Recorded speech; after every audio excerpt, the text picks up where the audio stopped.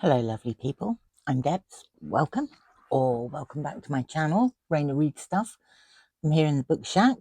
You'll be delighted to know that I'm not going to whinge about my cold because it is on its way out, and therefore I get to go and see my grandson. We're going down tomorrow. Today is the first day of the Read What You Own challenge, and I ummed and ahed about doing it, and then I decided I would do it. I'm going to do it slightly differently. I think I probably mentioned this before. I'm not going to set myself a number of books. I think the Read What You Own challenge, which was set up by Olly at Olly, and he has 3 regular co-hosts, Greg at Another Bibliophile Reads, Crystal at Fiber Artsy, and MJ at Reading This Life.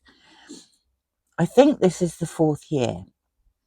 I wasn't on BookTube for the first year, but I did the second year, and I did 100 books. It took me till about February. Last year, I decided, because my reading had been complete and my book buying had been completely out of control, I was going to do 125 books, which I did. I finished about end of March time. It drove me completely insane, and I, in turn, drove everybody else insane, moaning about it.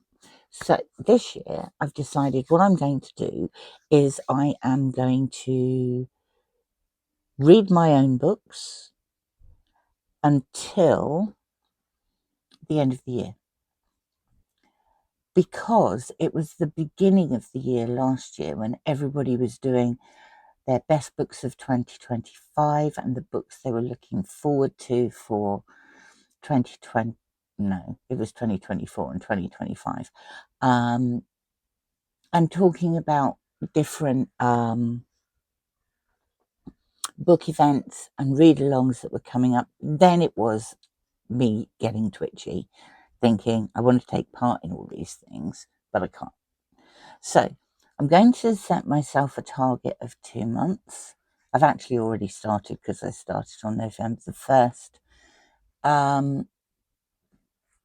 And I am going to rethink when I get to January and decide whether or not I'm going to continue further to do a specific number of books. The good thing is the long-term challenge that I've set myself, which is my Golden Age challenge, 500 books from the Golden Age of literature in various countries and in various genres. I have loads of them. So I can make progress with that whilst doing the Read What You Own. I also have everything I need now, I think, for buddy reads and group reads that I'm doing this month, next month, and the month after. So that takes me through till the end of January, unless anything new and exciting comes along. But in the meantime, I've fallen down a couple of rabbit holes. The first one is Katie Lumsden's 70 must-read Victorian books. And I saw Kelly at Books I'm Not Reading, and then Aaron read a book, Aaron reads a book, go through the 70 that Katie had listed and say how many they've read. So I thought I'd do the same thing. I'm going to do that now. Katie starts with Charles Warren Adams, R.D. Blackmore, Mary Elizabeth Braddon. I hadn't read any of those, the books that she specified. So we get onto the Brontes. I've read Agnes Grey by Anne Bronte, Jane Eyre by Charlotte Bronte, and Wuthering Heights by Emily Bronte. But she also includes The Tenant of Wildfell Hall by Anne and Shirley and Villette by Charlotte. And they would fit in with my Golden Age challenge, and I've got them. As we go down further, I've read Alice's Adventures in Wonderland and by Lewis Carroll, and The Woman in White and the Moonstone by Wilkie Collins. There's others there that I haven't read, but I have. I've read A Study in Scarlet by Sir Arthur Conan Doyle, Heart of Darkness by Joseph Conrad, A Tale of Two Cities by Charles Dickens, Middlemarch by George Eliot, Cranford by Elizabeth Gaskell, and North and South by Elizabeth Gaskell. So that's the first half of her list.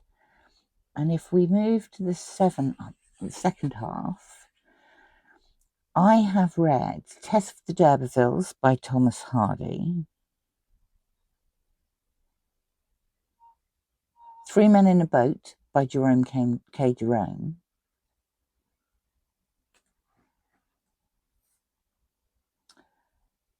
Camilla by Sheridan Le Fanu,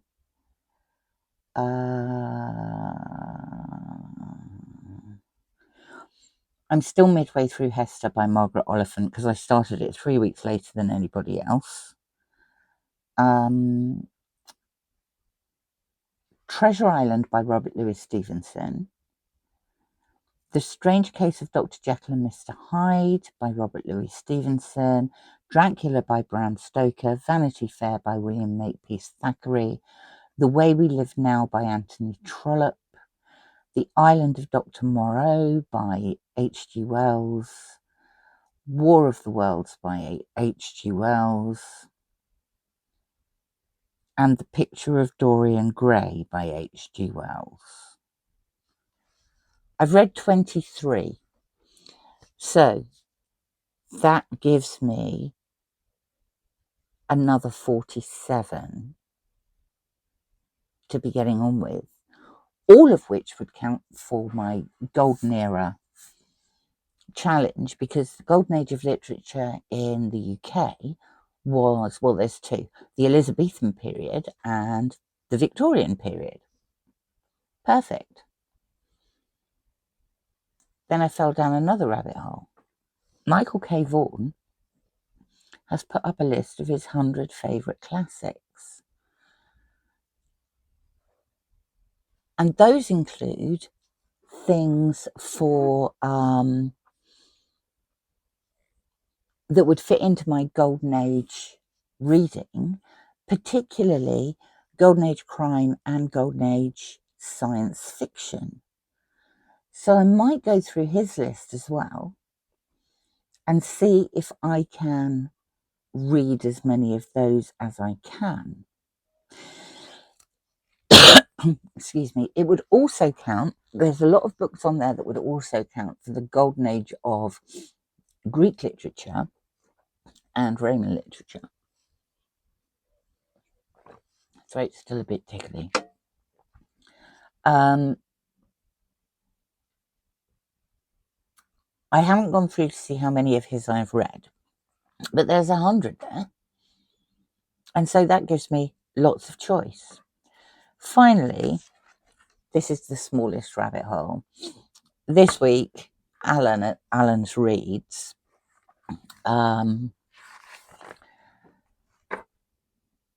waxed lyrical about a book that he said was absolutely wonderful.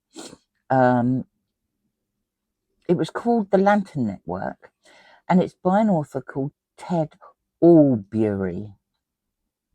Allbury.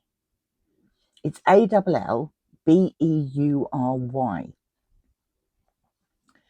He was a former secret agent who turned to writing later in life. I had never heard of him.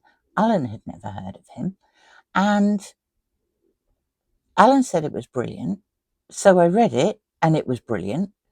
He's written about 40 books and he was writing. Did you know there was a golden age of spy fiction? Basically, it's the Cold War up to sort of 1990. So post Second World War up to about 1990. He's writing in that period. He's got 40 odd books. So all of these three booktubers have given me plenty of ammunition for my Golden Age Reading Challenge. And a lot of the books I already have, because I do have a habit of buying collections of classic authors' works from delphiClassics.com. So I've got virtually everything that Edgar Rice Burroughs has written.